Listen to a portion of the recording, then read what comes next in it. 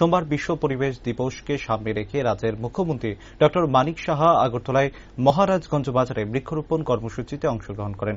কর্মসূচিতে এছাড়া উপস্থিত ছিলেন পৌর নিগমের mayor Dipak Majumdar, deputy mayor Monika Dasdutta, corporator Ratna Datta সহ অন্যান্যরা। পরবর্তী সময় সংবাদ মাধ্যমের সামনে পরিবেশ দিবসের উপর মুখ্যমন্ত্রী আলোকপাত করেন। তিনি বলেন, 5ই জুন বিশ্ব পরিবেশ দিবস।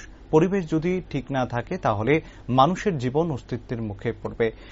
যে কারণে এবার বিশ্ব পরিবেশ দিবসের মূল ভাবনা হচ্ছে সকলে মিলে প্লাস্টিককে পরিত্যাগ করতে হবে। সেই উদ্দেশ্যে প্লাস্টিক যাতে মানুষ ব্যবহার না করে তার জন্য জনসচেতনতা বৃদ্ধি করতে হবে। এই পরিবেশ দিবস উপলক্ষে আজ মহারাজগঞ্জ বাজারে সাফাই অভিযান সংগঠিত হয়। দেশের প্রধানমন্ত্রী নরেন্দ্র মোদী স্বচ্ছতা অভিযানের উপর সবসময় জোর দিয়ে থাকেন। আমরা সবাই যেভাবে বাড়িঘর পরিষ্কার পরিচ্ছন্ন রাখি, ঠিক সেভাবে রাস্তাঘাট পরিষ্কার পরিচ্ছন্ন রাখতে হবে। প্লাস্টিক একটি ভয়ানক সমস্যা, যার ফলে ড্রেনগুলো জ্যাম হয়ে যায়, জল নিষ্কাশন হতে পারে না।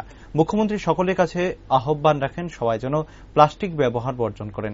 এদিন মহারাজগঞ্জ বাজার কমিটির উদ্যোগে বৃক্ষরোপণ উৎসব এবং স্বচ্ছ ভারত অভিযান সংগঠিত হয়।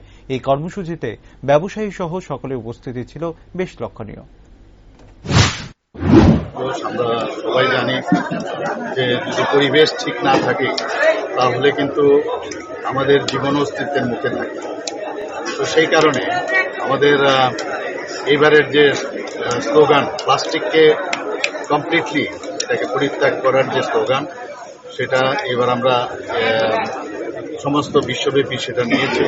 সেই উদ্দেশ্যে প্লাস্টিক যাতে ব্যবহার না করে তার উদ্দেশ্যে আজকে যে জন সচেতনতা সেটা বৃদ্ধি পাওয়ার জন্য আজকের এখানে আমরা সাফাই অভিযান শুরু করছি। আমাদের যশস্বী প্রধানমন্ত্রী নরেন্দ্র মোদীজি সবসময় যেটা বলে থাকেন যে নিজেও নোংরা করবো না, অন্যকেও নোংরা করতে দেবো না। রাস্তাঘাট বাড়িঘর তো আমরা সবসময় পরিষ্কার রাখি, এবং এই প্লাস্টিকের বিষয়ে আপনারা দেখুন, এটা তো একটা সাংঘাতিক সমস্যা।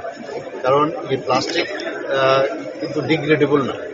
যে কারণে প্লাস্টিক যদি আমরা ব্যবহার যদি আমরা বন্ধ না করি তাহলে বিভিন্ন জায়গায় যে রাস্তাঘাট থেকে শুরু করে ড্রেন থেকে শুরু করে সেগুলো জাম হয়ে যায়, তাতে করে জল কিন্তু বেরোতে পারে না।